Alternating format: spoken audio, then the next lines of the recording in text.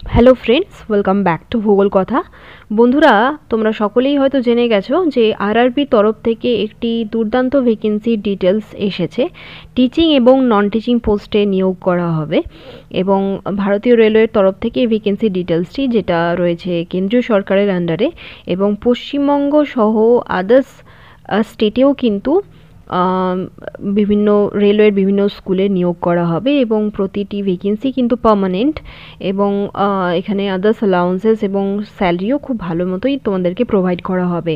PRT, TGT, পিজিটিতে recruitment হবে এবং others non teaching স্টাফদেরও recruitment হবে। এখানে আবেদনের তারিখও জারি করা হয়ে গেছে এবং কোন কোন পোস্টে নিয়োগ করা হবে, কতগুলি পদ রয়েছে এবং আয়ুসীমাতে দেওয়া হয়েছে একটা বিশাল বড় রিল্যাক্সেশন। জেনারেলদের ক্ষেত্রেও সেটা লাগু করা হয়েছে। তো 2019 সালে রেলওয়ের তরফ থেকে রিক্রুটমেন্ট হয়েছিল, আবার 2025 সালে হতে চলেছে। তো এর মাঝখানে আর একটাও রেলওয়ে থেকে কোনো রকম শিক্ষক নিয়োগ বিজ্ঞপ্তির ডিটেলস আসেনি। এর মাঝে একবার আসার কথা ছিল, তবে আসেনি। এবং 2019-এ ওই কোভিড-19-এর জন্য কিন্তু অনেকটাই আটকে ছিল এবং তারপরে আরও একবার রিক্রুটমেন্টের ডিটেলস আসার কথা ছিল, কিন্তু আসেনি। 2025 সালে আবেদনের ডেট দেওয়া হয়েছে, 2025 সালে জানুয়ারি মাসের ফার্স্ট উইকে। তবে এনভিএস, কেভিএস, ইএমআরএসে কিন্তু রিক্রুটমেন্ট ডিটেলসও বেরিয়েছিল নোটিফিকেশন জারি করার পরে। Form fill up and recruitment পর্যন্ত হয়ে গেছে, কিন্তু রেলওয়ের তরফ থেকে 2019-এর পরে এই প্রথম নিয়োগ বিজ্ঞপ্তি জারি করা হয়েছে। তো তোমরা যদি ইন্টারেস্টেড থাকো, অবশ্যই তোমরা অ্যাপ্লাই করবে। এগুলি কিন্তু পুরোপুরি সেন্ট্রাল গভর্নমেন্টের স্কুল এবং সমস্ত রকম অ্যালাউন্সেস তোমরা পাবে এবং হাই স্যালারিও এখানে তোমাদের প্রোভাইড করাবে। স্টার্টিংয়ে হয়তো একটু কম, কিন্তু আস্তে আস্তে কিন্তু এই স্যালারি কিন্তু বাড়তে থাকবে ডিয়ারনেস অ্যালাউন্সেস এবং আদার্স অ্যালাউন্সেসের সাথে সাথে। তো যাই হোক, এই সমস্ত ভ্যাকেন্সি ডিটেলসগুলি তোমাদের সাথে শেয়ার করে ফেলি। দেখে নাও বন্ধুরা, একটি শর্ট নোটিশ জারি করা হয়েছে government of India ministry of railways থেকে। এখনও পর্যন্ত ডিটেল নোটিফিকেশন কিন্তু রিলিজ হয়নি। Centralised employment notice, CEN number এখানে কিন্তু দিয়ে দেওয়া হয়েছে 07/2024। তো রেলওয়ে রিক্রুটমেন্ট বোর্ডের তরফ থেকে এই ভ্যাকেন্সি ডিটেলসটি জারি করা হয়েছে, যার last date for submission of application দেওয়া হয়েছে 6 ফেব্রুয়ারি 2025 এবং শুরুর date, opening date of application দেওয়া হয়েছে 7 জানুয়ারি 2025। তো জানুয়ারি মাসের 7 তারিখ থেকে, 2025-এর 7 তারিখ থেকে, জানুয়ারি মাসের 7 তারিখ থেকে তোমরা কিন্তু অ্যাপ্লিকেশন করা শুরু করে দিতে পারবে। এবং এখানে দেওয়া রয়েছে application complete in all respect must be submitted online only. অনলাইনেই কিন্তু তোমরা সাবমিট করার সুযোগ পাচ্ছ। এখানে বলে দেওয়া হয়েছে applications are invited from eligible candidates for the various post of ministerial and isolated categories in the table below. তো যাই হোক, এখানে কিন্তু একটি শর্ট নোটিশ জারি করা হয়েছে। ডিটেল নোটিশ কিন্তু এখনও আসতে চলেছে, তার জন্য তোমাদের অপেক্ষা করতে হবে। এখানে দেখে নাও, সমস্ত ডিটেলস দেওয়া রয়েছে। Name of the post, pay level কীরকম দেওয়া হবে 7 সিপিসির হিসেবে, ইনিশিয়াল পে কত দেওয়া হবে, মেডিকেল স্ট্যান্ডার্ড কীরকম দেওয়া হবে, এজ রিল্যাক্সেশন কিন্তু প্রচুর দেওয়া হচ্ছে এখানে। দেখে নাও, পিজিটির ক্ষেত্রে এমনিতে নর্মালি 40 বছর দেওয়া হয়, এক্ষেত্রে কিন্তু 18 থেকে 48 বছর অবধি কিন্তু টিচারদের এজ লিমিট দেওয়া হচ্ছে। টোটাল ভ্যাকেন্সি ডিটেলসও দেওয়া হয়েছে। যেমন দেখে নাও, পিজিটির ক্ষেত্রে 187টি পোস্ট। তারপরে দেখে নাও, trained graduate teacher of different সাবজেক্টের ক্ষেত্রে 338টি পোস্ট। এবং এখানে দেখে নাও, জুনিয়র ট্রান্সলেটর অর হিন্দির জন্য কিন্তু 130টি পোস্ট। স্টাফ অর ওয়েলফেয়ার ইন্সপেক্টরের জন্য 59টি post. Primary railway teacher of different subjects এর জন্য 188টি পোস্ট আমরা দেখতে পাচ্ছি এবং টোটাল দেখা যাচ্ছে 1036টি পোস্ট দেওয়া হয়েছে। এজ রিল্যাক্সেশন প্রচুর থাকলেও কিন্তু এক্ষেত্রে আমরা দেখতে পাচ্ছি ভ্যাকেন্সি, নাম্বার অফ ভ্যাকেন্সি কিন্তু অনেকটাই কম। এবং এখানে ম্যাক্সিমাম ক্ষেত্রে 48 ইয়ার্স অবধি তোমরা অ্যাপ্লাই করতে পারছো, দেখে নাও। তাছাড়া 43, 35 কিছু কিছু ক্ষেত্রে একটু অন্যরকম আছে, তবে ম্যাক্সিমাম ক্ষেত্রেই কিন্তু তোমরা 48 ইয়ার্স অবধি অ্যাপ্লাই করতে পারছো। তো এখানে দেখে নাও, পিজিটির জন্য তোমরা কিন্তু 8 পে লেভেলের হিসেবে স্যালারি পাবে। Initial pay 47,600 rupees. হয়তো পরবর্তীকালে ডিটেল নোটিফিকেশনে তোমাদের ডিয়ারনেস অ্যালাউন্সেস, এইচআরএ এবং আদার অ্যালাউন্সেসের কথাটাও বলা হবে। তো মেডিকেল স্ট্যান্ডার্ড C2 এবং টোটাল ভ্যাকেন্সিস 187টি বলে দেওয়া হয়েছে।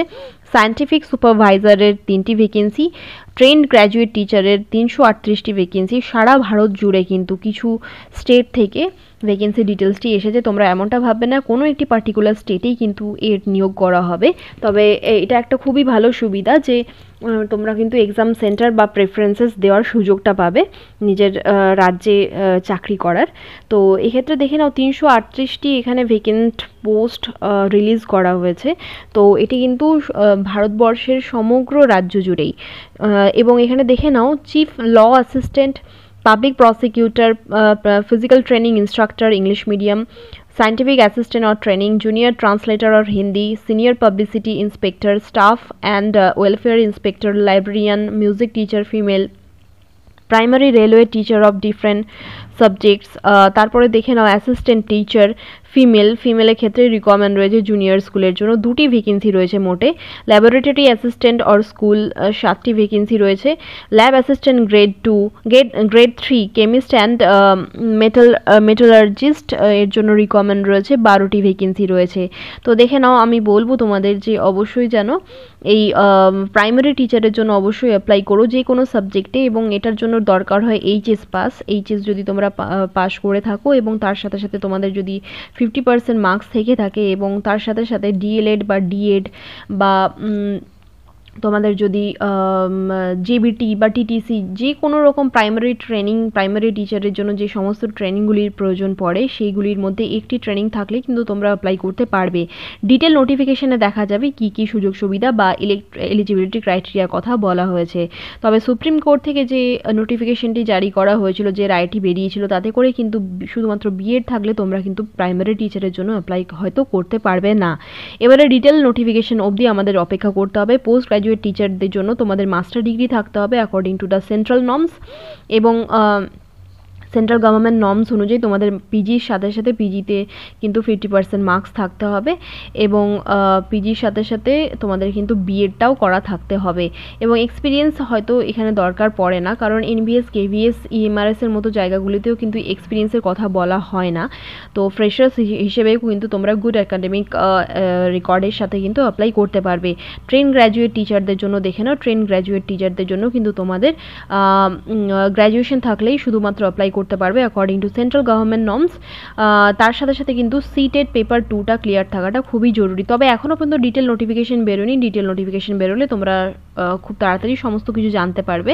এবং প্রাইমারি রেলওয়ে টিচারের জন্য যে রিকোয়ারমেন্ট রয়েছে সেক্ষেত্রে কিন্তু তোমাদের সিটেড পেপার 1টা ক্লিয়ার থাকাটা কিন্তু খুবই জরুরি। তো তোমরা এটা মাথায় রেখো। এবং ট্রেন গ্র্যাজুয়েট টিচারের জন্য কিন্তু তোমাদের সিটেড পেপার 2টা কোয়ালিফাই করা থাকতে হবে, এবং প্রাইমারি টিচারের জন্য সিটেড পেপার 1টা ক্লিয়ার করা থাকতে হবে। এরপরে তোমাদের অপেক্ষা করতে হবে ডিটেল নোটিফিকেশনের জন্য।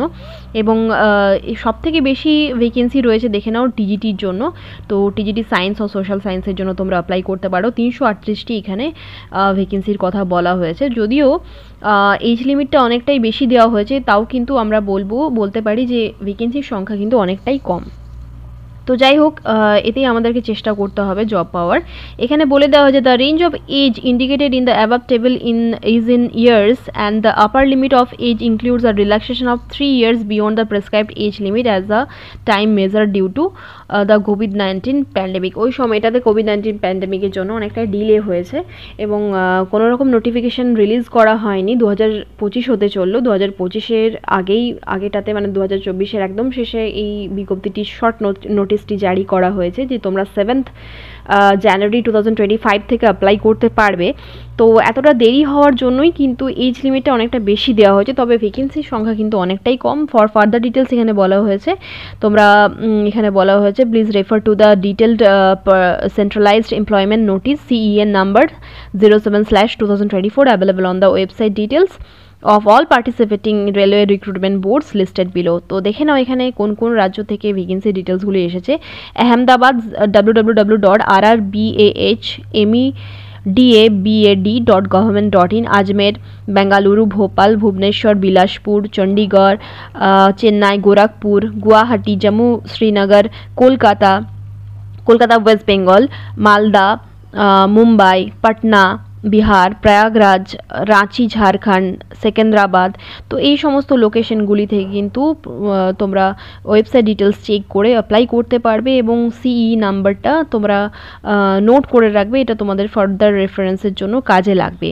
তো এখানে দেখে নাও বলে দেওয়া হয়েছে যে this notification is purely indicative in nature, candidates are required to go through the post parameter table and vacancy table of detail সিই number CEN number 707/2024 to ascertain their eligibility before applying through online mode। তোমাদের eligibility ক্রাইটেরিয়াগুলো তোমরা দেখে নিতে পারো এই respective ওয়েবসাইটগুলি থেকে।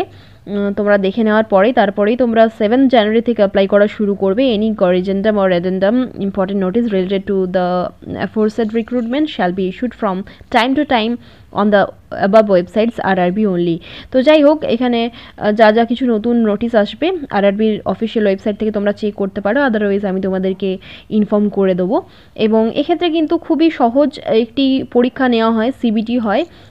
CBT 2019 সালে প্রথমত সিবিটি নেওয়া হয়েছিল এবং সেক্ষেত্রে সিবিটি যারা ক্র্যাক করেছিল তাদেরকে ইন্টারভিউর জন্য বলা হয়েছিল এবং ইন্টারভিউতে কিন্তু একটা যে মানে যে ইন্টারভিউ কমিউনিটি থাকে তারা কিন্তু ওই স্পটেই কিন্তু তোমাদেরকে একটা ডেমো টপিক দিয়ে দেবে, ওই বিষয়ের ওপরেই তোমাদেরকে কিন্তু ডেমো দিতে হবে। তাই তোমাদেরকে কিন্তু সিবিটি তোমরা যদি ক্লিয়ার করো, ইন্টারভিউ আর ডেমনস্ট্রেশন লেভেলটা কিন্তু তোমাদেরকে যথেষ্ট প্র্যাকটিস করেই যেতে হবে, তবেই তোমরা সিলেক্টেড হতে পারবে। কারণ অন দি স্পট কিন্তু তোমাদেরকে একটি টপিক দেওয়া হবে যার উপরে তোমাদেরকে ডেমনস্ট্রেশন দিতে হবে in front of the interviewers and the other candidates. মনে হয় আদার ক্যান্ডিডেটসদের ডাকবে না সেই সময়তে during your demonstration test, but তোমাদের সামনে কিন্তু অনেকগুলি ইন্টারভিউয়ার্স থাকবে।